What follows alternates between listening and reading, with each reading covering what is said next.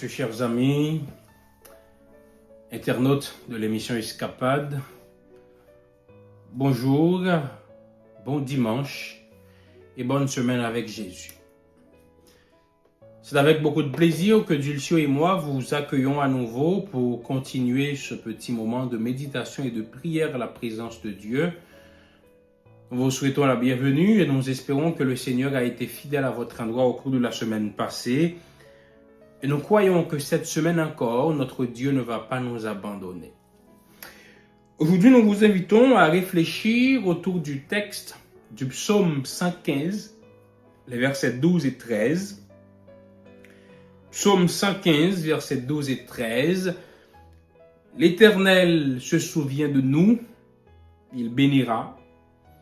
Il bénira la maison d'Israël, il bénira la maison d'Aaron, il bénira ceux qui craignent l'Éternel, les petits et les grands. Nous allons aborder ce texte autour du titre « Au-delà du souvenir ». Au-delà du souvenir. Nous sommes, mesdames, messieurs, confrontés à la fois à la peur de l'oubli et à la peur du souvenir. Nous avons peur que l'on oublie nos bonnes actions. Nous avons peur que l'on oublie les exploits que nous avons accomplis, les services que nous avons rendus, etc. Nous avons peur que la personne que nous aimons ou que nous avons aimée, si du moins nous aimions ou avions aimé quelqu'un, nous oublie. On aimerait être encore vivant et au chaud dans le cœur de cette personne. Certains parents ont peur que leurs enfants les oublient pendant le moment de la vieillesse. Ils ont peur que les enfants oublient tout le mal qu'ils se sont donné pour leur donner une bonne éducation et pour assurer leur subsistance. Même les parents les plus fortunés qui en réalité n'attendent rien d'un point de vue matériel de leur progéniture, espèrent qu'ils ne vont pas les oublier. Si nous voulons que l'on se souvienne de nos bonnes actions, si nous voulons que l'on se souvienne de nous en bien, nous sommes moins enthousiastes quant à nos erreurs. Personne, moi-même, ne voudrait en effet que l'on se souvienne de ses méfaits, de ses égarements et de ses fautes. Nous avons peur que le souvenir d'un passé douloureux nous rattrape un jour. Au fond de nous, nous voudrions que l'on se souvienne de nous, mais pas de nos bêtises, pas de nos erreurs, pas de nos mauvaises actions. Nous voudrions que l'on se souvienne de nous, mais pas en mal, mais en bien. Même ceux qui, comme moi, ne regrettent pas les erreurs qu'ils ont commises parce qu'ils sont persuadés que leurs erreurs ont grandement contribué à forger leur personnalité, espèrent au fond d'eux-mêmes que l'on ne se souvienne pas d'eux en fonction des erreurs ou des fautes qu'ils ont pu commettre par le passé, mais en fonction des bonnes actions qu'ils ont faites. Vous savez, mesdames, messieurs, frères et sœurs, auditeurs, internautes, fidèles amis de Escapade, cette peur du souvenir que nous avons s'envole quand c'est Dieu qui se souvient de nous. Cette peur s'envole parce que nous ne redoutons plus que le passé nous rattrape. Parce que quand Dieu se souvient de ses enfants, ils oublient les erreurs qu'ils ont pu commettre par le passé. Dieu se souvient de toi. Mais il ne se souvient pas de toi en fonction des erreurs que tu as faites par le passé. Il ne se souvient pas de toi pour te rappeler à quel point tu as été mauvais. Mais mieux encore, quand Dieu se souvient de ses enfants, il le fait pour leur bénir. Voilà une bonne nouvelle que le Seigneur nous apporte aujourd'hui, frères et sœurs bien-aimés. Le Seigneur nous rappelle qu'il se souvient de nous pour nous faire du bien. Le Seigneur nous rappelle qu'il se souvient de nous pour nous bénir. Le Seigneur nous rappelle qu'il se souvient de nous pour nous faire bénéficier de sa grâce. Et c'est ce que nous dit notre texte de méditation. Le Seigneur se souvient de nous. Il bénira. Il bénira la maison d'Israël. Il bénira la maison d'Aaron. Il bénira ceux qui craignent le Seigneur, les petits comme les grands. Le psaume qui nous occupe aujourd'hui est un psaume exilique ou post-exilique, dépendamment de l'approche que l'on choisit. Israël, en exil ou en revenant de l'exil, était moqué par des peuples étrangers. Ces peuples étrangers qui moquaient Israël mettaient aussi en cause la présence de l'existence du Dieu d'Israël. Il faut savoir qu'à l'époque de la rédaction de ce psaume, la valeur d'un peuple était déterminée par la puissance de son Dieu. Si le peuple est faible, c'est parce que le Dieu du peuple est faible. Si le peuple est fort, c'est parce que son Dieu est fort. Or, Israël, qui se trouve être la risée des nations, Israël, les nations se moquaient d'Israël, donc cela signifie que comme Israël est un petit peuple, le Dieu d'Israël est un petit Dieu. C'était une épreuve pour Israël parce que sa valeur et sa force étaient déterminées par la valeur et la force de son Dieu. En sorte que la plus grande souffrance d'Israël était non parce qu'il endurait par l'exil ou par le retour de l'exil, mais que l'on puisse douter de l'existence et de la puissance de son Dieu et que le nom de son Dieu puisse être blasphémé par des bouches païennes. Si le nom du Dieu d'Israël est blasphémé par des bouches païennes, cela signifie que Israël est sans secours, Israël est livré à lui-même. Alors les peuples païens peuvent s'en prendre à Israël comme ils le veulent. Le psaume 115 est une réponse à cette situation. Le psaume commence par placer Dieu devant sa responsabilité. Vous connaissez sûrement cette formule, non pas à nous éternel, mais à ton nom donne gloire à cause de ta bonté, à cause de ta fidélité. C'est un verset assez populaire de ce psaume. Par cette parole, le psalmiste illustre la pensée la plus profonde de la foi israélite. Ce n'est pas nous qui comptons. Ce n'est pas de nous qu'il faut que tu t'inquiètes, mais il s'agit de ton nom.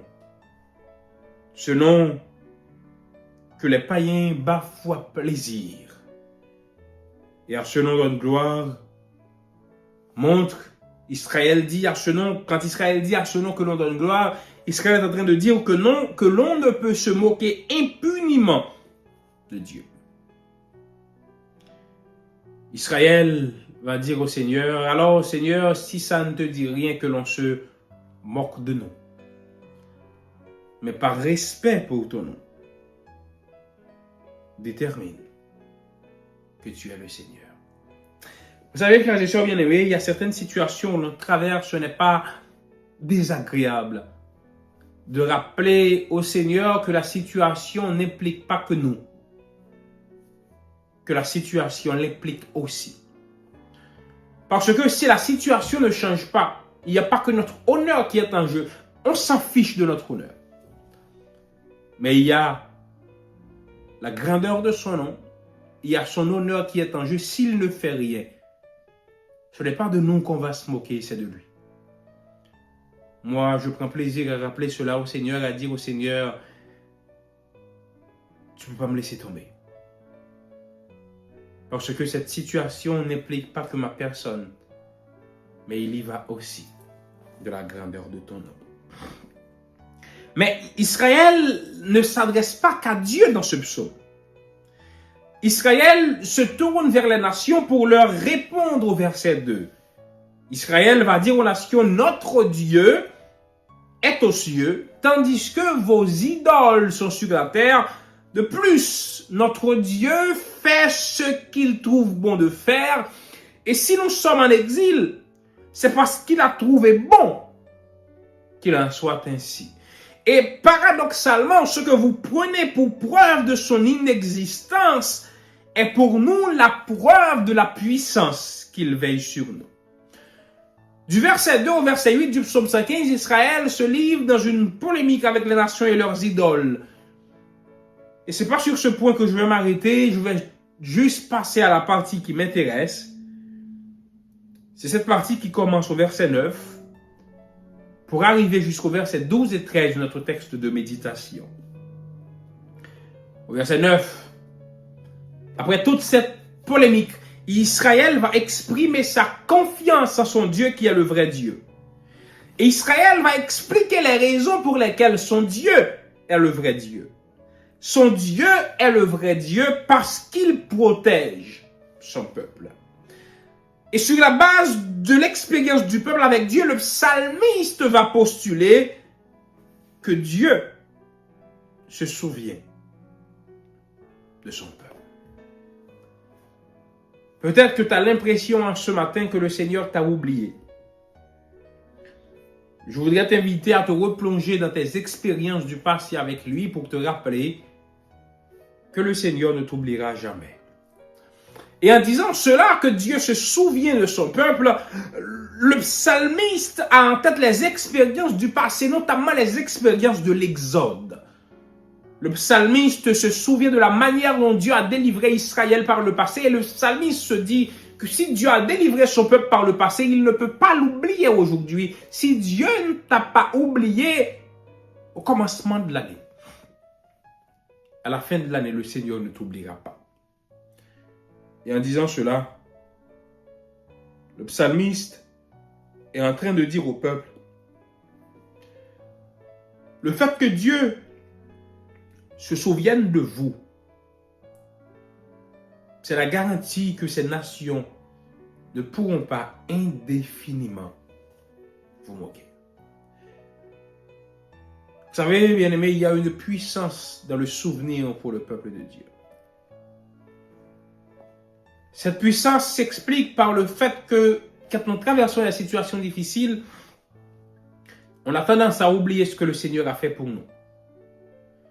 Mais si nous faisons l'inverse, si nous nous souvenons de ce que le Seigneur a fait pour nous par le passé, quand nous traversons les situations difficiles, nous trouvons encore des raisons pour croire en Dieu. Et je pense que quand le psalmiste a dit que Dieu s'est souvenu de son peuple, il avait en tête beaucoup d'exemples de la Bible, mais je vais considérer 4 réalités avec vous, 3 réalités dans l'Ancien Testament et une réalité dans le Nouveau Testament pour vous rappeler, pour me rappeler que notre Dieu ne nous oubliera pas. La première réalité, c'est l'exemple de Sarah. En Genèse 21, verset 1er, le Seigneur a accompli ce qu'il a fait pour Sarah. Le Seigneur a accompli ce qu'il a promis à Sarah. Parce qu'il s'est souvenu de Sarah, il a réalisé ses promesses dans la vie de Sarah. L'Éternel se souvint de ce qu'il avait dit à Sarah et l'Éternel accomplit pour Sarah ce qu'il avait promis. Sarah était avancée en âge. Sarah ne pourrait pas avoir d'enfant. Mais comme Dieu avait promis à Sarah qu'il allait donner un enfant à Sarah, l'Éternel s'est souvenu de Sarah et il a accompli sa promesse. Peut-être qu'au début de l'année, le Seigneur vous a promis de vous donner un enfant. Je vous dis que le Seigneur ne vous oublie pas. De la même manière qu'il s'est souvenu de Sarah, il se souviendra de vous. Le deuxième exemple, c'est l'exemple de Rachel. En Genèse, chapitre 30, verset 22, le texte biblique nous dit que le Seigneur s'est souvenu de Rachel. Et quand Dieu s'est souvenu de Rachel, il a accompli une faveur particulière dans la vie de Rachel. En effet, nous lisons en Genèse 30, verset 22, Dieu se souvint de Rachel, il l'exauça et il la rendit féconde. Et quand Dieu a rendu Rachel féconde, il a enlevé l'opprobre de Rachel. De la même manière que Dieu s'est souvenu de Rachel, le Seigneur se souviendra de vous. Et le dernier texte de l'Ancien Testament, c'est l'Exode chapitre 2, versets 23 à 25, où le texte biblique nous raconte que le Seigneur s'est souvenu de son alliance. Et parce qu'il s'est souvenu de son alliance, il a délivré Israël. Je ne sais pas quelle est l'alliance que le Seigneur a contractée avec vous, mais j'ai la garantie que le Seigneur se souviendra de son alliance. Et de la même manière qu'il a délivré Israël quand il s'est souvenu de son alliance, il vous délivrera aussi. Le dernier texte, c'est le texte de Romains chapitre 5, versets 6 à 11, où Paul nous raconte que Dieu s'est souvenu de nous. Et parce qu'il s'est souvenu de nous, il nous a délivrés du péché. Au-delà du souvenir, il y a Dieu qui délivre ses enfants. À chaque fois que Dieu se souvient, il se souvient pour nous délivrer. Avec cette assurance que le Seigneur s'est souvenu de nous, qu'il ne nous oubliera pas, nous pourrons alors continuer notre marche vers lui. Et alors nous pourrons chanter les paroles du numéro 407 que nous allons utiliser comme chant pour prier. Pèlerin sur cette terre, je m'avance vers le ciel, vers le pays de lumière, séjour éternel, car Dieu ne m'a pas oublié. Il s'est souvenu de moi. Que le Seigneur vous bénisse.